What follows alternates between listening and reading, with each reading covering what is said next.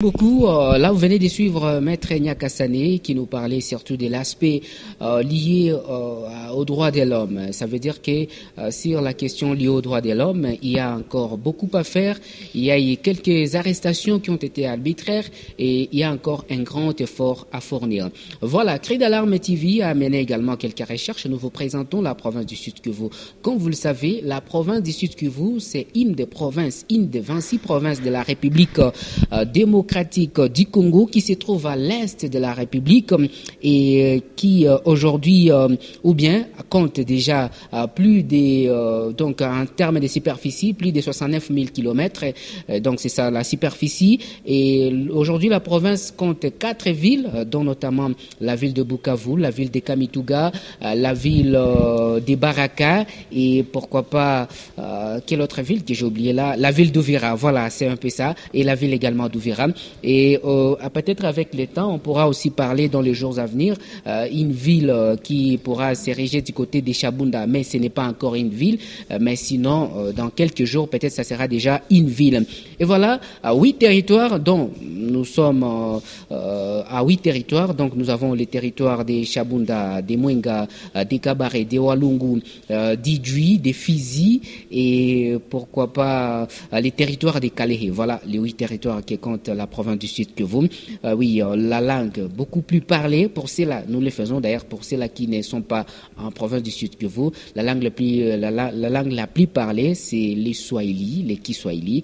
Bien sûr que c'est un Swahili qui est mélangé au français, mais c'est ça la langue la plus parlée en province du Sud-Kivu. Et parmi les tribus les plus dominantes, on peut citer les Chi, les Rega, les Havu, les voilà, donc les Babembe ou les Bembe et consorts. Donc il y a plusieurs tribus. Et voilà, aujourd'hui la situation actuelle c'est laquelle? Aujourd'hui, ce qui est sûr, la province est parvenue à organiser les élections à tous les niveaux parce que nous avons organisé l'élection au niveau national. Il y a eu le président de la République qui a eu d'ailleurs la grande majorité des voix ici en province du Sud-Kivu. Et pourquoi pas, on a également organisé les élections sénatoriale. On a 4 sénateurs, parce que la province du Sud-Kivu compte 4 sénateurs. On a 32 députés qui ont été élus au niveau national, bien sûr.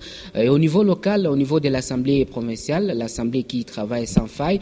Et aujourd'hui, donc, on a 48 députés provinciaux qui sont là et on a également organisé des conseillers communaux qui sont là, bien sûr qui sont encore dans les difficultés liées à leur paiement et tout consort. Voilà, nous tenons à organiser une émission pareille dans les jours à venir pour parler des problèmes auxquels se heurtent ces gens. Voilà, le plus grand problème de la province du Sud-Kivu, c'est un problème lié à l'infrastructure.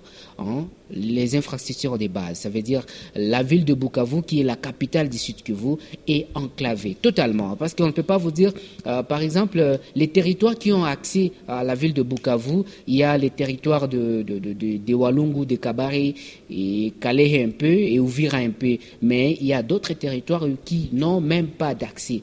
Idjui, c'est parce qu'il y a les bateaux, ça ne demande pas qu'il y ait route ou quoi, c'est parce qu'il y a des pirogues, des bateaux qui vont là. Et Calais, d'ailleurs, la grande partie, c'est parce qu'il y a également les bateaux qui partent de Minova et consorts et qui relient quand même la ville de Bukavu avec ces territoires-là. Mais quand on parle de la route nationale numéro 2, c'est chaotique. La route nationale numéro 3, n'en parlons pas parce que si vous débattez, vous pouvez arriver à Boulambika et après Boulambika, il y a plus rien, donc il n'y a plus possibilité de continuer parce que la route est totalement coupée en deux. Donc c'est un peu compliqué. Si on parle de la route nationale numéro 5, bon, il y a un effort qui est déjà fourni jusque-là, mais on peut dire que c'est encore praticable depuis Bukavu jusqu'à Uvira. Mais quand vous dépassez Uvira, là ça devient très compliqué parce que sinon même les camions sont en train de se noyer dans les lacs Tanganyika et là c'est vraiment un sérieux problème.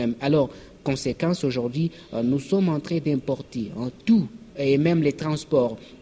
Si vous comprenez un peu, les prix des transports entre Bukavu et Chabunda, c'est plus que les prix des transports entre les pays voisins ici et du côté de Dubaï. Donc c'est un peu compliqué, voilà, et ça occasionne un sous-développement dans la province du Sud Kivu.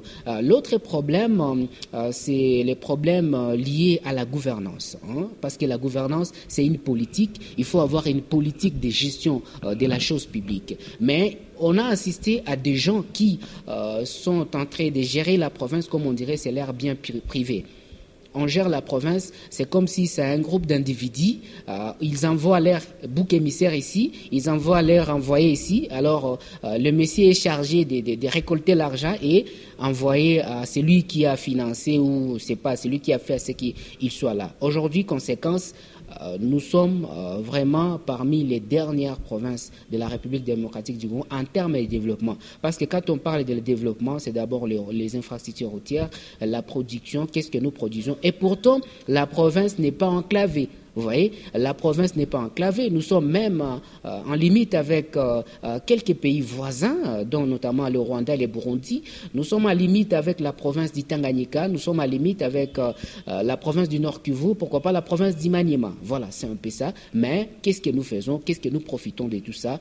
C'est un peu compliqué. Voilà un peu. Les recherches sont énormes. Peut-être il y a un jour ou bien dans les émissions qui suivent, nous allons vous présenter le compte rendu au complet, mais on doit devoir s'arrêter par là parce qu'on est encore les invités, sinon si on continue à parler, on pourrait monopoliser la parole. Voilà, nous venons de voir ou nous venons de constater l'état actuel de la province du Sud Kivu. Ce qui est sûr, vous avez souligné Gilles Maguené, qu'il y a quand même les institutions qui sont là, il y a quand même tout.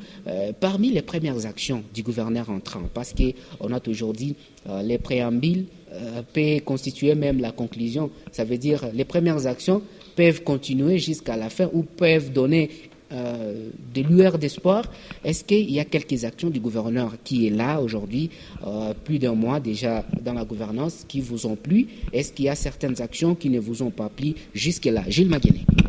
Merci beaucoup, messieurs les journalistes. Nous pensons que nous, comme Forum des nationalistes, nous nous étions dit que nous n'allons plus nous caféltrer dans ces discours-là des antipodes. Parce que la plupart de la population du Sud Kivu commence à se fier à cet esprit-là d'encomiastique, donc les dialolismes. Même si quelqu'un n'a rien fait, donc les jeunes sont capables de commencer à acclamer à la personne pour juste chercher, je ne sais pas, l'emploi, ou soit c'est ça. Donc de termes pareils. Jusque-là, nous avions donné présomption de réussite à monsieur le gouverneur de la province du Sud Kivu, monsieur Jean-Jacques Pouroussi. Nous, dans les mouvements citoyens Forum des nationalistes, jusque-là, nous ne voyons pas, en tout cas, l'impact de ce qu'il fait sur le terrain, parce que j'ai énuméré ici l'héritage qu'il a hérité, bien entendu, dans ses actifs et ses passifs. Et parmi ces actifs, il a trouvé les projets qui étaient en cours et donc qu'il a inauguré. Et bien entendu, après avoir inauguré ces travaux-là, jusque-là, vous voyez ceux qui travaillaient donc dans les voiries urbaines ne travaillent presque plus. Peut-être ils ont redémarré donc les activités il y a quelques heures. Et tout ça parce qu'ils n'étaient pas payés. Quand vous allez à la DPMR, c'est ici où il y a 2 jours qui sont maintenant payés.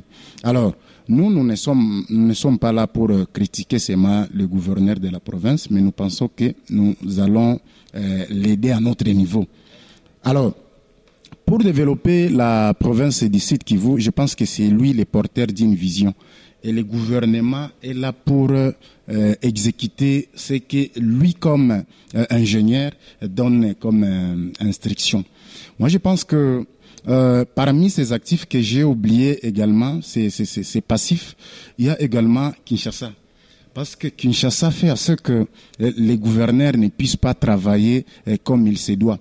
La fois passée, il a fait des arrêtés ici, mais il y a un discours qui a pu circuler sur les réseaux dans la cité, comme quoi les gouverneurs seraient interpellés à Kinshasa pour avoir donc bloqué ou mettre une trêve à l'exploitation illégale donc de nos minéraux avec les entreprises chinoises.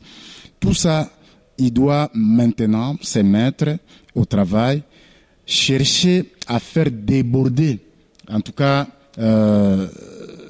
donc toute cette liste-là des passifs, parce que si moi, Jules Maguené, que je suis, je ne me retrouve pas dans la gouvernance du gouverneur de la province, je n'ai pas l'emploi depuis que je suis né dans mon propre pays, parce que les gens essaie quand même de dire que non, il fallait soit être entrepreneur. C'est pas tout le monde qui devient entrepreneur. Et d'ailleurs, c'est le domaine qui est plus glissant. Alors, le gouvernement provincial, je pense que le Sud Kivu a une immensité, a une superficie qui est plus que même certains pays au monde. Je pense qu'avec nos richesses ici, nous pouvons nous comporter comme un pays dans un autre. Pour dire quoi, la chose à laquelle monsieur le gouverneur doit travailler pour le moment, c'est de devenir une province fortement sur le plan économique. Sans cela, je pense que si nous sommes forts économiquement ici dans la province du Sud Kivu, toutes les autres provinces vont nous envier, qu'importe ce que les gens de Kinshasa, parce que Kinshasa n'a jamais besoin du développement de la RDC. Tout le temps, vous trouvez ceux qui sont à Kin. C'est le gouvernement central, mais c'est à peine, donc c'est avec beaucoup de peine, si je peux dire que Kinshasa rétrocède. Kinshasa a voulu même donc s'est targué même la poitrine en violant la Constitution, parce que la Constitution nous dit qu'il faut 40% retenus à la source. Mais on a changé les paradigmes, on a dit qu'il faut qu'il y ait rétrocession. Alors, cette population qui vit dans l'ambiance des Kin, moi je ne pense pas qu'ils peuvent nous permettre de nous développer. Si nous-mêmes, nous ne prenons pas les mécanismes pour notre développement, je pense que nous allons gâcher. C'est pour cela, pour citer, que j'appelle monsieur le gouverneur de la province, avant de faire, bien sûr, c'est lui les parents, mais avant de faire toutes choses, c'est vrai, il est sud-kivusien, mais il doit tout faire pour réunir toutes les couches ou tous les cadres dans un cadre approprié, bien entendu, afin que nous débattions les problèmes de notre province. Nous, dans les forums des nationalistes, comme mouvement citoyen, nous avons, en tout cas, toute une liste de propositions à donner à messieurs les gouverneurs. Dans un temps opportun, nous allons